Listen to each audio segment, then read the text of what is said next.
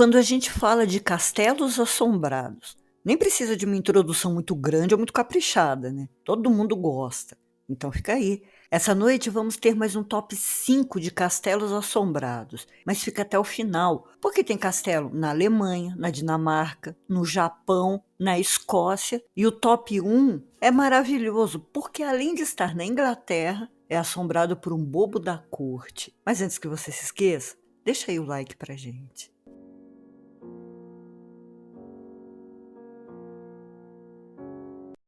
Boa noite, eu sou a doutora Plague, abrindo as portas do sanatório. Sejam muito bem-vindos ao top 5 dos castelos assombrados pelo mundo. Então primeiro a gente vai para a Alemanha, onde o espírito de uma dama assombra o lugar. Mas se vocês estão esperando mais uma dama chorosa, romântica, arrumadinha, que espera eternamente pelo amor perdido, esquece, porque essa é uma mulher de coragem e de atitude.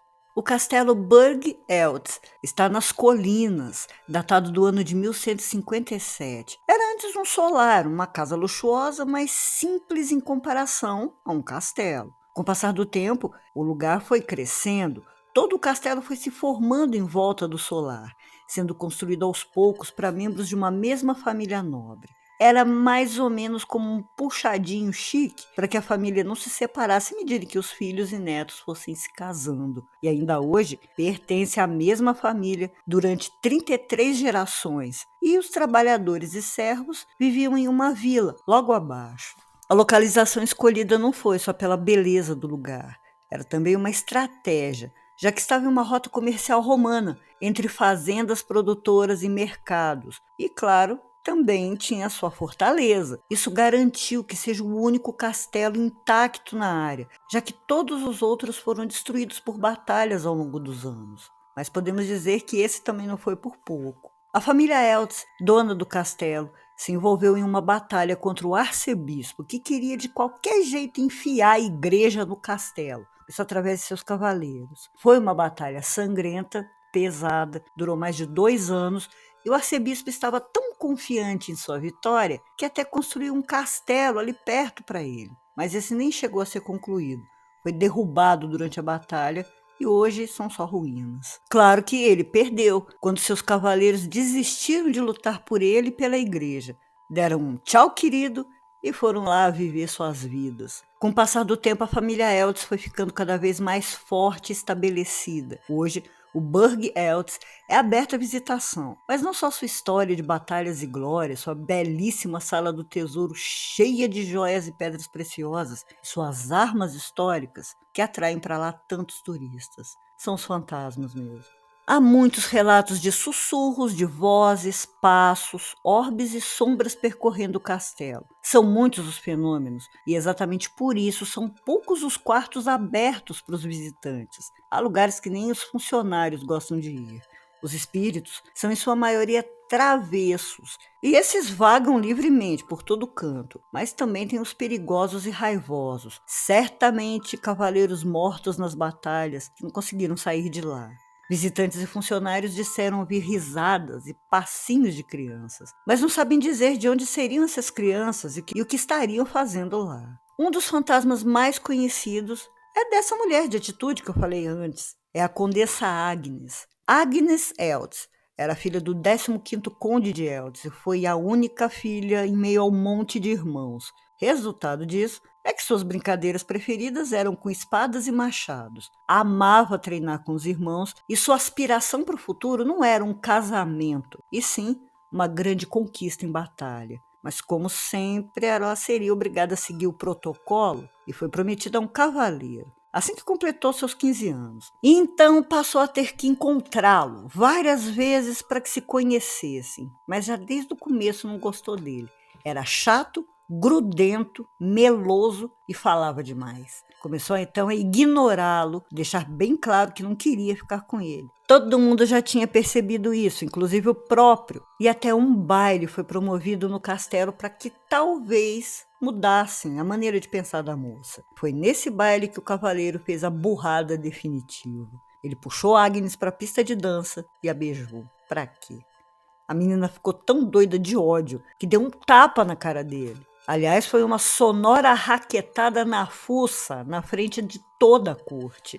O cavaleiro, claro, ficou envergonhado, também com raiva, saiu pisando duro do castelo e foi embora. O problema foi que aquilo era considerado uma ofensa, não só ao cavaleiro, mas também à família e ao reino que ele representava.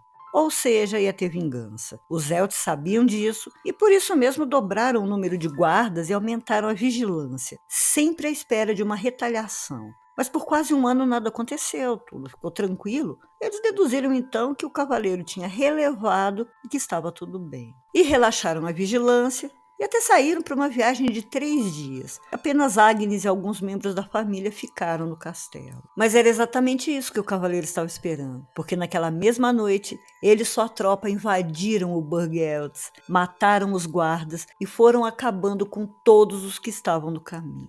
Agnes, que estava em seu quarto, escutou os gritos.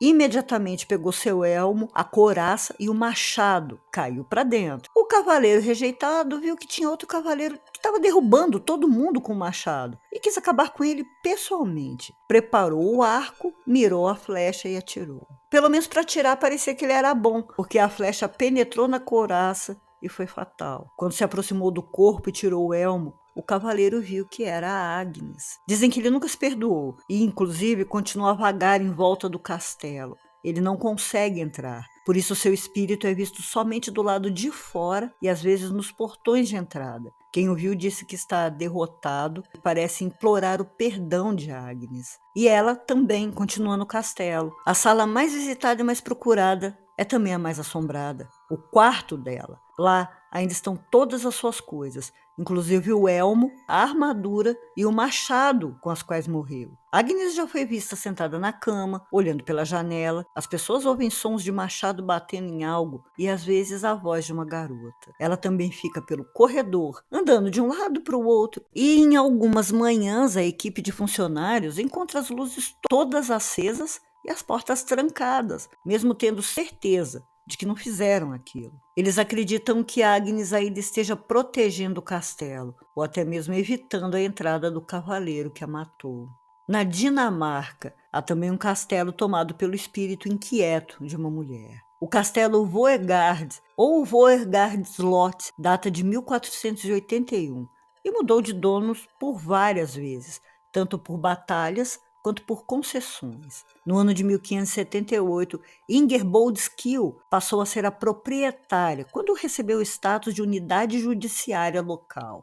Isso, na época, seria uma coisa impensável para uma mulher, mas ela foi conquistando seu espaço por ela mesma. Outra coisa que ninguém poderia imaginar seria que uma propriedade inteira daquele tamanho poderia ser administrada por uma mulher, mas ela fazia isso. Talvez por isso passou a ser mal vista pelos moradores. Achavam que era independente demais e rumores começaram a se espalhar de que seria uma bruxa, com direito a pacto com o diabo e tudo mais. Mas será que ela era mesmo tão má assim? Porque também há registros de que ela doava muito dinheiro para uma casa de pobres e também ergueu uma escola e um hospital para os mais carentes. Mas ninguém se importa. Ela era independente e por isso era uma bruxa maligna. É isso. O outro lado da história seria de que ela torturava muita gente em suas masmorras e que teria, depois de uma reforma, assassinado o arquiteto e jogado seu corpo em um fosso no próprio castelo. Tudo isso para que ele não fizesse nenhum igual ou mais bonito que o dela. Se isso foi verdade ou não, ninguém pode comprovar, mas que alguém morreu naquele fosso não dá para negar, porque seu espírito é visto no mais completo desespero, se materializando e gritando sempre ao cair das tardes. Eu não encontrei a causa da morte de Inger Boldskill em 1604, mas sabe-se que nem assim ela deixou seu castelo tão amado. Dizem que a atmosfera é bem pesada e que a alma da senhora Ingerbold está inquieta. Ela pode ser vista caminhando por todo o castelo à noite, como se estivesse em vigília. Alguns a chamam de Dama Branca, e há muitas outras aparições como sombras rastejantes, vultos negros e névoa. Acredita que sejam os espíritos de todos aqueles que sofreram e morreram nas masmorras. Aliás, as masmorras são pontos de atividade sobrenatural das mais assustadoras. Há mais de uma, e todas projetadas e construídas para que ninguém saísse vivo. A pior delas é chamada de Rosendoten. Fica em uma das torres, na parte mais antiga do castelo. Não há nenhum buraquinho que seja para entrada de luz ou de ar, e seu tamanho é para que um homem não consiga ficar em pé e nem esticado. Os prisioneiros eram jogados lá e a natureza que fizesse o resto. Muitos gemidos de agonia, gritos e espectros são relatados com frequência, vindos da masmorra. Já na outra torre, do outro lado, há uma mancha no chão. Pelo que se sabe, alguém foi morto ali com muita crueldade. Há uma crença que diz que quando sangue inocente é derramado em um solo tomado pelo diabo, a mancha nunca poderá ser removida. E pelo visto foi o que aconteceu naquela torre. Incansáveis vezes já tentaram limpar a mancha de todas as formas e ela sempre volta. Anos se passaram, séculos passaram, e em 1997, durante uma reforma, o piso foi lixado e a mancha voltou, como se estivesse ali só algumas horas. Outra crença que envolve o castelo e que ninguém é besta o suficiente para pagar para ver é sobre uma pele de javali que está exposta em uma das vitrines principais. Ela está lá há séculos, no mesmo lugar, e dizem que se for removida, o castelo todo vai desabar. É com certeza um lugar muito pesado, tão pesado que anos atrás um padre foi chamado para exorcizar o castelo. Ele teria realizado o ritual e, segundo ele, prendido o espírito da dona Ingerbold em um pântano. Mas não funcionou não, porque Ingerbold Skill continua lá, administrando o castelo que é dela. E saindo um pouquinho da Europa, vamos dar uma passadinha no Japão. Esse castelo é tão lindo que nem parece que existe. Mas existe sim, e digo mais, a tragédia que aconteceu nele foi inspiração para o filme Ring, o Ringu, depois o Chamado. O poço da Sadako é esse aqui, ó. E essas grades não estão lá para que os visitantes não caiam, mas sim para que o espírito não saia. Ah, e a Sadako do filme, na verdade, é o Kiko. O castelo de Himeji é com certeza um dos mais bonitos do Japão. E durante o dia, a última coisa que alguém pode pensar são nas assombrações. No verão, então, é quase impossível. Mas é aí que vem o susto, porque é justamente no verão, o feriado japonês de Obon, o dia em que os espíritos caminham pela terra. Os visitantes também podem caminhar por todo o castelo. E a última parada é justamente o poço. Dele vem gritos, vozes, choro, às vezes algumas luzes, e parece que alguém lá dentro está tentando sair. Está mesmo. Para saber quem é, a gente tem que fazer aquela viagem no tempo, quando Himeji era a residência de membros da realeza. Quando o senhor do castelo estava muito doente, já estava no bico do urubu mesmo, o chefe dos servos, o homem de confiança, que pelo menos era para ser o homem de confiança, já planejava tomar o lugar dele. Mas para isso teria que eliminar o herdeiro, o sucessor. O Kiko era uma dama da corte, jovem e bonita, e que tinha a tarefa principal de cuidar dos pratos de porcelana do castelo. Eram 10, caríssimos, maravilhosos. Bom, ela foi escolhida por Tetsuan, o servo, para que o ajudasse. Ela deveria seduzir o herdeiro e depois matá-lo. Ela se recusou. E claro que o homem ficou com muita raiva. Decidiu então que iria se vingar de Okiko. Os pratos que ela cuidava, um conjunto de 10, como eu disse, valiosíssimos, Tetsuan escondeu um deles. E é claro que Okiko ficou desesperado quando viu que faltava um prato. E foi quando Tetsuan disse que ele tinha escondido o prato e que só devolveria caso fizesse o que ele mandou. Mais uma vez, Okiko recusou. E então, quando foi descoberto que o conjunto de pratos estava incompleto, Okiko foi castigada e jogada no poço. Depois disso, por séculos, seu espírito saía e rastejava por todo o castelo procurando o 10º prato, e também para se vingar de Tetsuan. Ela não ia achar ele não, porque eu acho que esse aí já está no inferno. Mas a visão de uma garota com os cabelos longos, cobrindo o rosto, gritando e rastejando como uma aranha, era tão perturbadora que um ritual foi feito e as grades colocadas no poço para que ela não saísse. Mas seus gritos podem ser ouvidos. E também dizem que se olhar para o fundo do poço é possível vê-la e ouvi-la contando de 1 a 9. Mas depois do número 9, ela grita. E é um som tão horrível que pode mexer com a mente da pessoa e atormentar por dias. Mas alguns dizem que é uma maneira de acalmá-la. Caso tenha coragem de ficar por ali, à beira do poço de madrugada, ouvindo contar. Deve-se gritar 10 para dentro do poço, assim que ela chegar ao 9. E aí a sua alma fica em paz por algum tempo. Só por algum tempo. Vamos voltar para a Europa? Então agora na Escócia, para o Castelo Fraser. O castelo foi construído entre os anos de 1575 e 1636, no leste da Escócia. Diziam que tem uma arquitetura elaborada, ainda mais para a época, com 5 torres, e uma delas é a maior da Escócia. E era cheio de tesouros, retratos de família e obras de arte. Por 400 anos é a residência da família Fraser e hoje está aberta à visitação. Só que muita gente vai até lá por causa das assombrações. Entre as muitas aparições, como os habituais sombras e vultos, há 2 fantasmas que são vistos com muita frequência. Um deles é a Lady Blanche Drummond, vaga pelos corredores e salões, sempre usando um vestido longo preto. Sua presença faz as pessoas sentirem dores nas costas, gosto de sangue na boca e vontade de tossir. Alguns ficam tão incomodados que precisam abandonar o passeio guiado para tomar ar fresco. Ela drena, suga a energia dos vivos, causando uma exaustão repentina e inexplicável. Isso também afeta os funcionários. Lady Drummond morreu de tuberculose em 1874 e alguns dizem que ainda conseguem ouvi-la tossindo. Os cozinheiros são outros que levam grandes sustos enquanto estão trabalhando. Eles relatam ouvir vozes, passinhos, batidas, música em todos os quartos e corredores. Mas o que mais os assusta são mesmo as risadinhas das crianças na cozinha. Aí eu nem preciso falar que não tem criança nenhuma ali, né? Mas não tem como não falar sobre o fantasma da princesa. Uma princesa que eu não encontrei o nome nem de onde era, se hospedou no castelo Fraser e foi colocada para dormir na Sala Verde. A Sala Verde ficava acima da Torre Redonda e aparentemente estava em uma acomodação segura e confortável. Mas enquanto dormia, foi assassinada de forma muito cruel e teve seu corpo arrastado pelas escadas, espalhando sangue pelos degraus que escorria e manchava tudo. Depois de ter o corpo completamente sem sangue encontrado na manhã seguinte, os servos tentaram limpar a escada, mas a mancha não saía. O jeito foi colocar tábuas de madeira em cada degrau.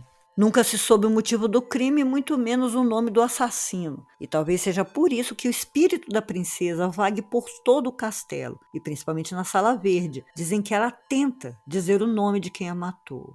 E antes de conhecer o top 1, que claro fica na Inglaterra, deixa aí seu like, seu comentário ou deixa a sua batata. O castelo de Manchester, em Ravenglass, na Cumbria, Inglaterra, foi erguido sobre as antigas instalações romanas e foi concedido a um nobre em 1208. E ao longo dos anos, mais edificações foram construídas em volta. Já entre 1860 e 1866, aconteceu mais uma reforma para que o castelo fosse entregue ao barão de Manchester. Também serviu de refúgio para vários homens e cavaleiros durante as batalhas, inclusive o rei Henrique VI, que fugiu e ficou um bom tempo escondido lá.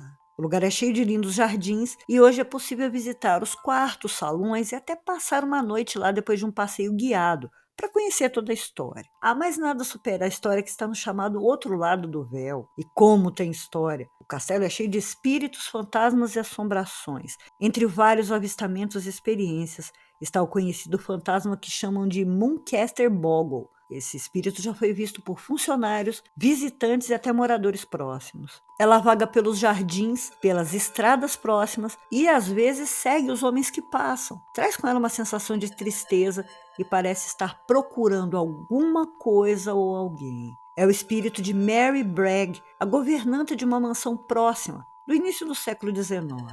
Como as famílias da mansão e do castelo tinham uma certa amizade, a governanta Mary conheceu e se apaixonou por um dos lacaios do castelo.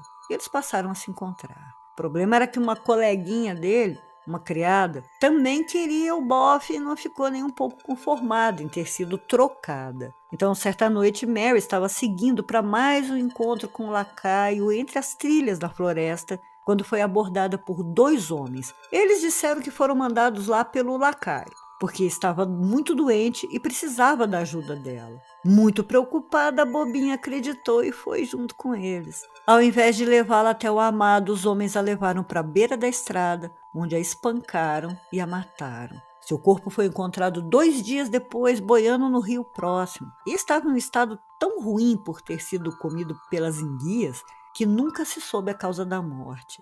E antes que vocês perguntem, só souberam como ela foi morta e quem a matou, porque o próprio espírito de Mary, contou isso aos investigadores sobrenaturais. Um dos quartos do castelo, hoje chamado como Sala da Tapeçaria, foi a época do castelo berçário e é o cômodo com atividade sobrenatural mais forte. Lá acontecem muitas coisas, desde portas abrindo e fechando sozinhas, janelas batendo, passos, até algo invisível que parece se sentar à beirada da cama. Mas o que mais assusta é quando um bebê começa a chorar e é seguido pela voz de uma mulher que canta baixinho até que o choro pare. Mas Manchester tem seu fantasma estrela, o preferido, o queridão, o mais procurado e que só foi visto uma única vez. Há uma pintura dele em uma das paredes e foi assim que conseguiram identificá-lo. Mas ser pouco visto não significa que ele não é muito ouvido ou sentido. Ele é uma praga. Ele é, aliás, o fantasma mais ativo lá dentro. Todo mundo por lá conhece ou ouviu falar do Tom, o bobo. Ele foi um dos últimos bobos da corte da Inglaterra. E ao contrário de seus colegas de profissão, dos outros castelos, Tony Skelton, que era seu nome verdadeiro, era muito querido e respeitado. Os bobos da corte eram homens pobres, geralmente mendigos, atraídos para os castelos ou levados à força. Depois tinham suas feições e corpos deformados para que ficassem, que horror, entre milhares de aspas, engraçados e pudessem assim divertir a corte. Era muito cruel, não era bonitinho, como eles colocam nos desenhos e nos filmes. Isso tudo aconteceu a Tom. E ele só conseguiu ter uma vida digna depois de ter sido levado para o Manchester, onde viveu no fim do século XVI e início do século XVII. Mas tudo o que aconteceu a ele o tornou um homem rancoroso, que gostava de usar suas piadas e travessuras, muito cruéis, aliás, para descontar nos nobres. Se ele não fosse com a cara de alguém, podia ser bem cruel com essa pessoa. Muitas, aliás, foram levadas por ele para a morte, na areia movediça, quando pediam informações ou sobre algum endereço. Ele também assassinou o filho de um carpinteiro que estaria se encontrando com a filha do barão, mas isso foi a mando do próprio. E depois que ele morreu em 1600, continuou rancoroso, é claro. Não é porque alguém morre que vira santo de repente. Se é ruim em vida, é ruim também depois dela. Então ele derruba as coisas, assusta as pessoas, as empurrando e beliscando, tenta derrubá-las das escadas e sua risada assustadora já botou muito funcionário para correr. Sua presença é muito pesada e faz as pessoas sentirem mal. E uma curiosidade é que depois de se refugiar no castelo de Manchester, o rei Henrique VI teria ficado tão grato que antes de partir presenteou a família do barão com a taça que usava, dizendo que enquanto a tivessem, a família teria prosperidade e sorte. A taça está exposta, está no castelo até hoje inteirinha. E apesar de alguns percalços ao longo do tempo, a família realmente foi e é muito próspera. Muito obrigada por ter assistido até aqui. Se você ainda não é um paciente desse sanatório, se inscreva, se interne, cutuca o sininho para receber as notificações. Está tendo vídeo todo sábado, terças e quintas. Deixa o like para ajudar a gente, deixa a sua batata para ajudar a gente. E se quiser ajudar de outra maneira, para comprar ração, remédio para os bichinhos, pode ser pelo nosso Pix. Também pode ser padrinho ou madrinha pelo Apoia-se. Todos os links ficam na descrição, lá no finalzinho de todos os vídeos. Doutora Plague, fechando as portas do sanatório. Boa noite.